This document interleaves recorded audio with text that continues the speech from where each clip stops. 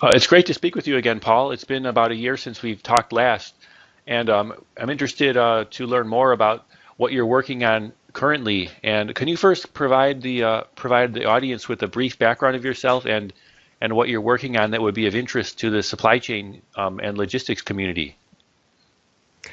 Hi, Dustin. Yeah, thanks for having me again. Really, I work in the transportation and distribution industries for really the past 10 years. I've done everything from being a truck driver to working in a transportation company as a logistics person, and then as kind of an internal consultant.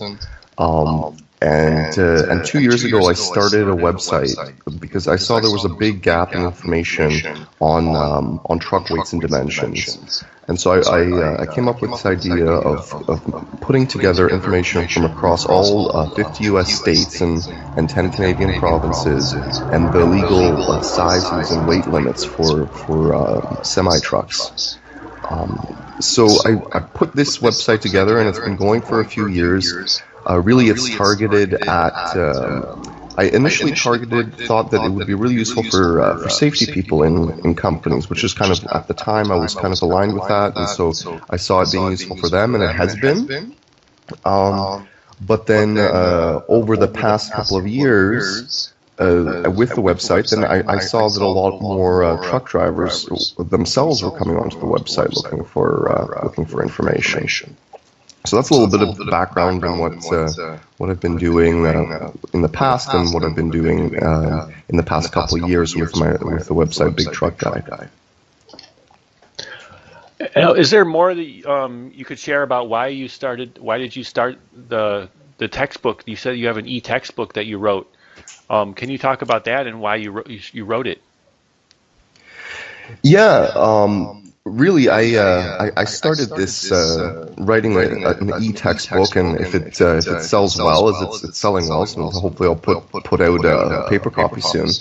But really, it's essentially that interest from truck drivers that were coming on the site, and then a conversation with an old colleague of mine about the fact that this would be great if the information on this website would be in a form that could be presented in a truck driver orientation class in a larger trucking company or in a truck driving school. That information would work well in that format, and so that got me thinking that it would be essentially like a lot of the concepts that are displayed on the website. So concepts like gross weights, axle weights, they're not really taught in any structured way in schools, and there's not a lot of good material on how to actually to get to that. So I just saw it as a kind of a niche in the market there that needed to be filled. So I went ahead and started working on this e-textbook.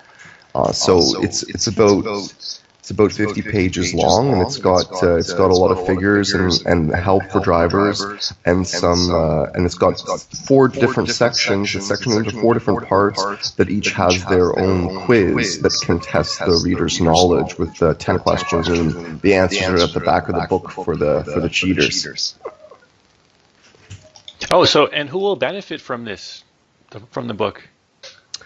Well, really, it's truck drivers. It's really meant to target truck drivers. So, just to give you an example of how complicated the weight regulations are, every truck driver, whether they realize it or not, they have to comply with at least 5 different types of weight regulations at any one time in the U.S. and Canada. So you have gross weights, which is a limit on the total weight of the truck. So the truck driver has to take into account just his payload plus the empty weight of his truck. Then in addition to that, you have axle weight. So every axle or group of axles on a semi-truck is regulated at a certain weight for most of the time. Not to keep on going, there's also regulations on tire weights. So each state will usually specify. There's a federal regulation, and then there's a state might allow a higher weight, and that's a weight per inch of tire width. So if your tire is 11 inches versus 12 inches wide, then you're going to have a different amount of weight that you can carry on that tire, on that specific tire. The fourth type of weight are manufacturer's weights. So, irregardless of the other weights that I've just spoken about, you have to comply with the manufacturer's specified weight. And so they'll say, well, this truck, even doesn't matter what the government says you can carry on it, but we, the manufacturer of this vehicle, say that you can only put 12,000 pounds onto that steer axle. And so even though the federal regulation says you can put 20,000 pounds onto one single axle, then you have to comply with that lower manufacturer's weight. And then the fifth part are bridge weights. Bridge weights are, again, they specify a difference in weight depending on how far apart and how many axles you are. And there's a formula that's put together by the U.S. federal government on specifying that weight that calculates out a weight between a group of axles. So you have these 5 different types of weight restrictions that are really confusing. And even presenting them on my website, I wasn't able to really communicate that well what all those weight restrictions are and which ones are displayed. So I went through and explained each one of those in detail. And then there's a final part, which actually a final chapter of the book, which is on kingpin to rear axle measures. And I'm not sure whether all of your listeners know about these, but I found that they've been really important for truck drivers, and there's really been a lot of interest in that regulation. And can you share any more of the key takeaways from the book and results that could be expected from following the recommendations?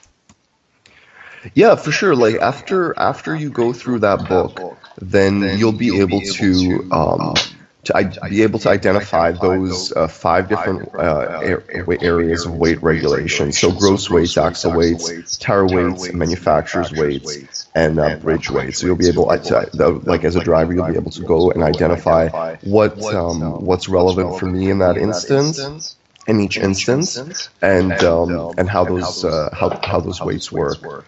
For the second part of the book goes on to talk about U.S. federal laws, essentially, and how they work, and a little bit about their history. So there's a couple of pieces of legislation that have a big impact on truck weights and dimensions in the United States and standardizing them. So that's the STAA and the ICE-T Act.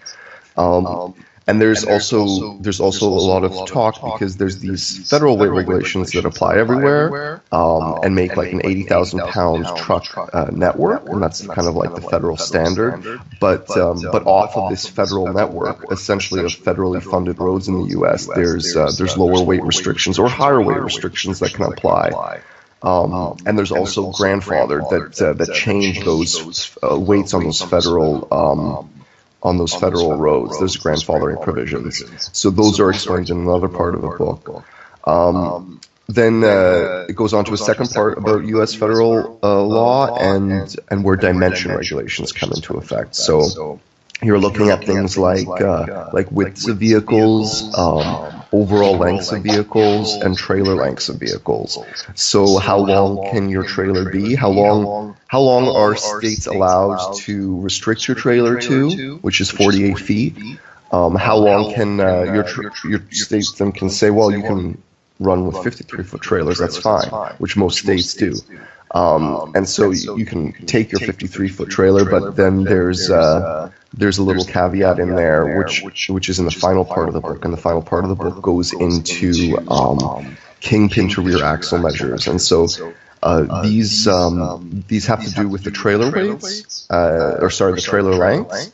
And so these kingpin to rear axle measures, what you can do is you measure the distance between the kingpin, and that's the part on your trailer that connects to your tractor, and your tandem axles. So states restrict that distance essentially because they don't want drivers to their trailers to swing out too far when they make a turn. So some states will restrict that distance for longer trailers. And I found that drivers have a really hard time following this and finding this information because this is governed by the state level, even though it applies on the federal network. So you have to know as a driver what the kingpin to rear axle distance is in every state, even though it's not listed in any central location except for now on Big Truck Guide. You can also, there's also atlases that you can buy that have this, but I found that actually some of those are out of date and they don't have the same information that we do on the website there. So those I think are the big key takeaways. So what are the different types of weight restrictions? U.S. federal laws to really understand what you can do on the federal network. And then kingpin to rear axle measures. How far can you put your tandems back and forward, and what are the regulations surrounding that? And then, as I said, there are quizzes that test the knowledge of the student in each of those places. So I hope that it's used in those situations like a truck driver orientation classes. I can imagine it being used, or for truck driver training schools. So I think it's a good thing for truck drivers in those areas. And where can people go to learn more and to get the book?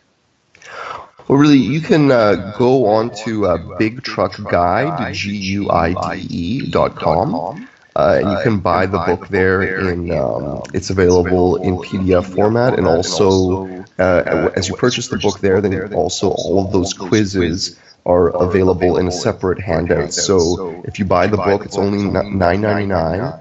You buy the book and you get this a PDF copy, an EPUB copy for your e-reader, and you have all of those 4 quizzes, and you have a student version, instructor version, and then just the answers. So you have each of those quizzes separately, so you can print them off easily and hand them out. And you can also go onto Amazon, and it's available there. If you have a Kindle and you want to read it on your Kindle, then it's available on Amazon. You can just search for Understanding Semi-Truck Weight and Dimension Regulations, Truck Driver Training Textbook. And thanks, Paul, for sharing today. Yeah, thank you very much for the time. I appreciate it.